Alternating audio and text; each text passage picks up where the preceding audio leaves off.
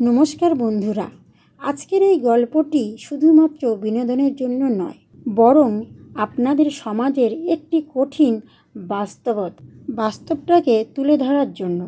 বর্তমান সময়ে অনেক পরিবার ভেঙে যাচ্ছে বিশ্বাসঘাতকতা, অবিশ্বাস এবং পরকীয়ার কারণে।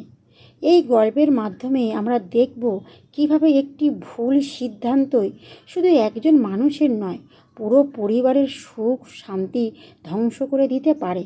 তাই গল্পটি শেষ পর্যন্ত শুনুন এবং নিজের মতামত কমেন্টে জানাতে ভুলবেন না। চলুন গল্পটা শুরু করি।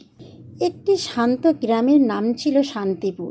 সেই গ্রামে বাস করত অরিন্দম ও তার স্ত্রী মেঘলা। তাদের বিবাহিত জীবন ছিল খুব সুখের। একটি ছোট্ট ছেলে ছিল তাদের, নাম রাহুল। অরিন্দম একটি ব্যবসা করত এবং সংসারের জন্য দিন রাত পরিশ্রম করত। কিন্তু সময়ের সঙ্গে সঙ্গে অরিন্দম ব্যবসার কাজে এত ব্যস্ত হয়ে পড়ল যে মেঘলাকে সময় দিতে পারল না। মেঘলার মনে একাকিত্ব জন্ম নিতে লাগলো।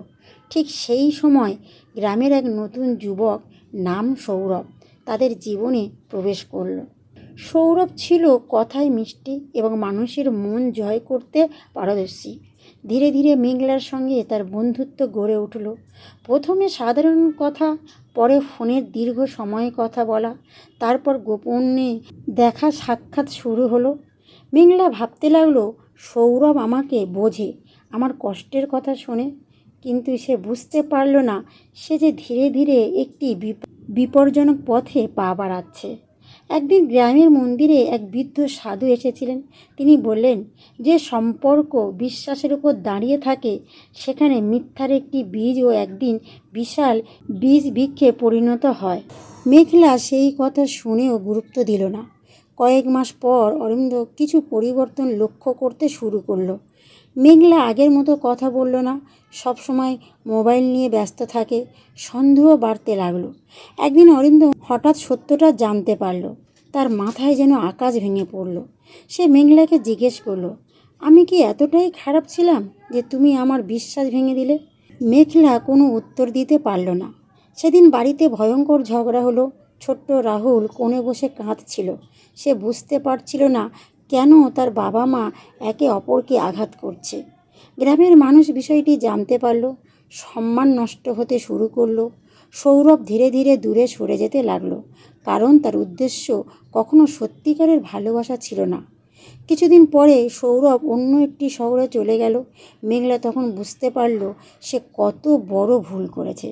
সে দেখল যার জন্য নিজের সংসারকে অবহেলা করেছিল সেই মানুষটি তার জীবনে আর নেই।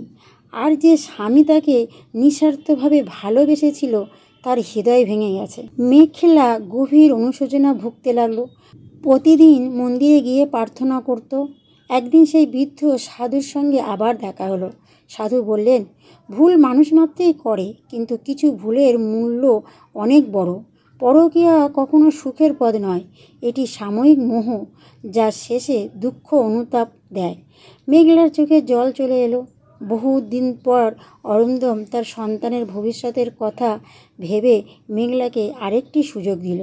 তবে ভাঙা বিশ্বাস জোড়া লাগতে অনেক সময় লাগলো। এই ঘটনার পর গ্রামের মানুষ একটি শিক্ষা পেল, পরকীয়া কখনো ভালোবাসায় প্রমাণ নয়। ভালোবাসা মানে দায়িত্ব, সম্মান, বিশ্বাস এবং ত্যাগ। যেখানে বিশ্বাস নষ্ট হয় সেখানে সুখ বেশি দিন টিকে থাকে না। তাহলে বন্ধুরা, পরকীয়া সাময়িক আনন্দ দিলেও শেষে পরিণত প্রায় কষ্টদায়ক হয়।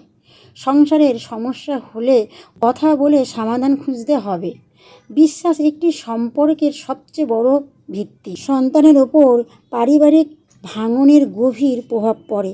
সত্যিকারের ভালোবাসা দায়িত্ববোধের মধ্যেই প্রকাশ পায়। তাহলে বন্ধুরা, যদি গল্পটি ভালো লাগে তাহলে লাইক, শেয়ার এবং সাবস্ক্রাইব করতে ভুলবেন না। আপনার মতামত কমেন্টে অবশ্যই জানাবেন।